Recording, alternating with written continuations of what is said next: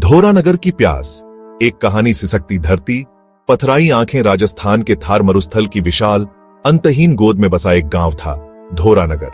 नाम तो नगर था, पर हकीकत में यह बस कुछ 100 कच्चे पक्के घरों का एक समूह था जिसे रेत के पीले समंदर ने चारों ओर से घेर रखा था। यहां जीवन का मतलब था संघर्ष, और संघर्ष का दूसरा नाम था पानी। सूरज यहां आग के गोले की तरह उगता था और आसमान में लोहे की तपती चादर की तरह तन जाता था। उसकी किरणें रेत के कणों को शीशे की तरह चमकाती, जो आंखों में चुभती थीं। हवा चलती तो उसे लू कहते थे, एक ऐसा गर्म झोंका जो चमड़ी को झुलसा देता और गले में रेत भर देता। यहाँ के खेजड़ी के पेड़ भी ठूंठ की तरह लगते थे। उनकी पत्तियां इतनी कम और सूखी होती थीं कि छांव के नाम पर बस एक धोखा सा लगता था। धौरानगर की जीवन रेखा था गांव के बीचों बीच बना एक पुराना गहरा कुआं। पुरखों ने उसे अमृत कुंड नाम दिया था।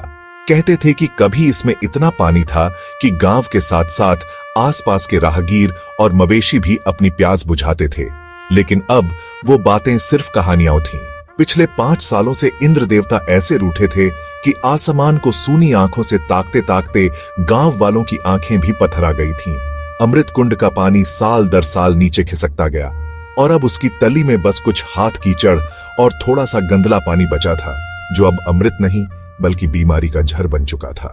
गांव की सुबह किसी चिड़िया की चहचहाहट से नहीं, बल्कि खाली घड़ों की खड़खड़ाहट और औरतों की थकी हुई आहों से होती थी।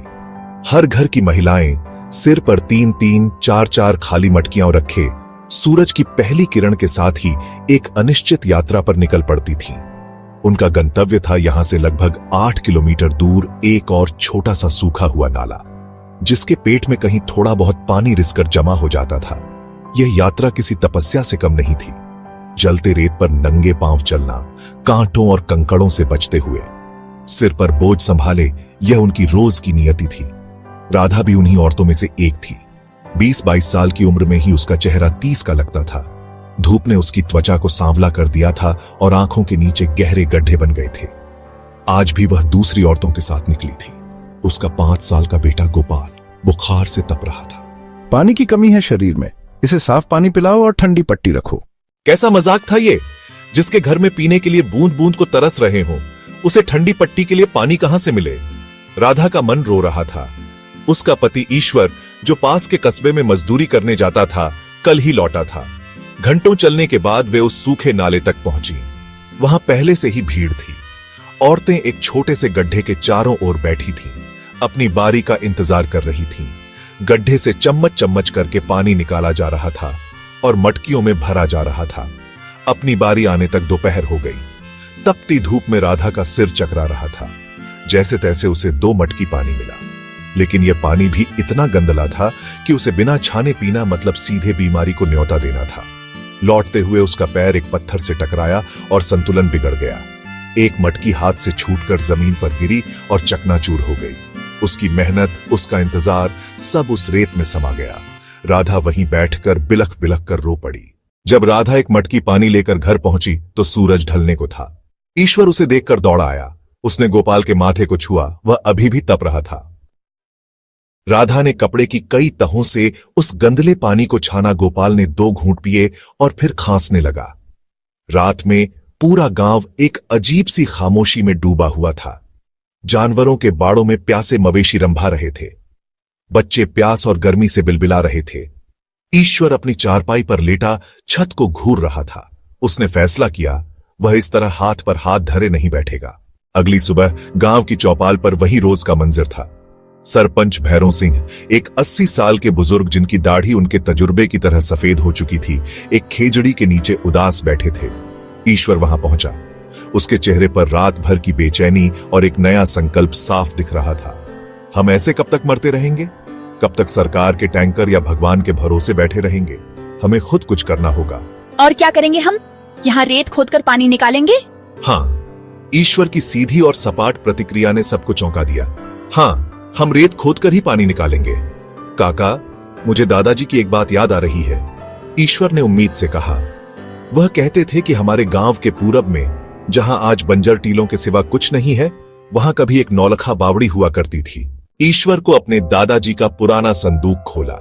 धूल और दीमक लगी किताबों के बीच उसे एक पुराना हाथ से बना नक्शा मिला। नक्शा पीला पड़ चुका था और कई जगह से फटा हुआ था। पूरब की दिशा में एक पेड़ के निशान के पास कुछ लिखा था, जीवन स्रोत। भैरव सिंह ने नक्शे को देखा। मैं ईश्वर के साथ हूं। जिसे अपनी और अपने बच्चों की प्यास बुझानी है वह कल सुबह फावड़ा कुदाल लेकर पूरब वाले टीले पर पहुंच जाए। अगली सुबह ईश्वर अकेला नहीं था। उसके पीछे लगभग 20-25 नौजवान और कुछ अधेड़ उम्र के लोग अपने अपने फावड़े, कुदाल और तगारियां लेकर खड़े थे।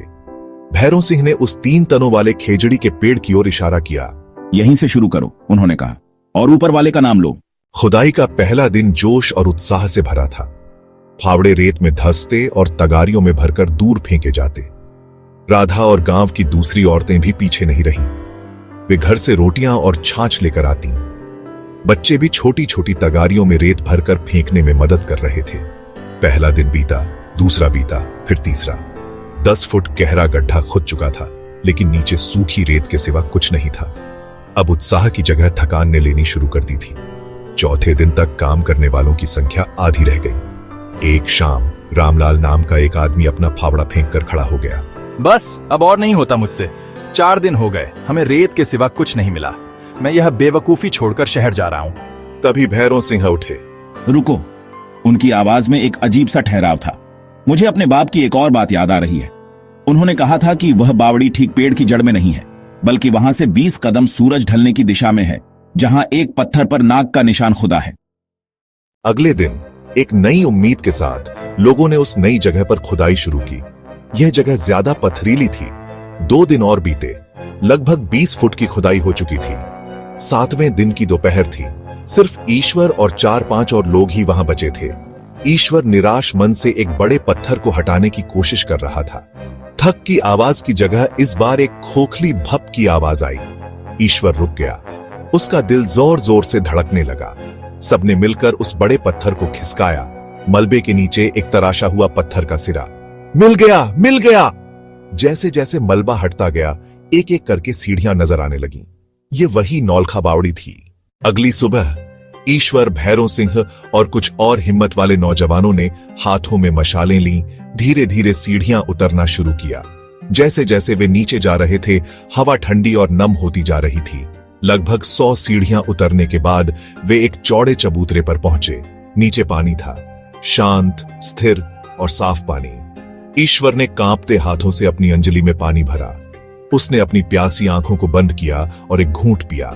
सालों की प्यास, सालों का दर्द, सालों का संघर्ष सब उस एक घूंट में ढुल गया। पानी है, पानी है। ऊपर खड़ी भीड़ में जैसे जान आ गई। एक जोरदार जयकारा गूंजा। लोग हंस रहे थे, रो रहे थे, एक दूसरे के गले मिल रहे थे। औरतें खुशी के गीत गाने लगीं। बच्चे तालियां बजा बजा कर नाच रहे थे। उस दिन धोरानगर में पानी की होली खेली गई। अगले कुछ दिनों तक पूरा गांव बावड़ी की सफाई में लगा रहा। धोरानगर की औरतों को अब मीलों दूर नहीं जाना पड़ता था। गांव में जीवन लौट आया था। धोरानगर अब अपनी मेहनत और एकता की कहानी कहता था। अब उनके पास अपनी नौलखा बावड़ी थी। उनकी मेहनत, उनकी उम्मीद और उनके जीवन का कभी न सूखने वाला स्रोत।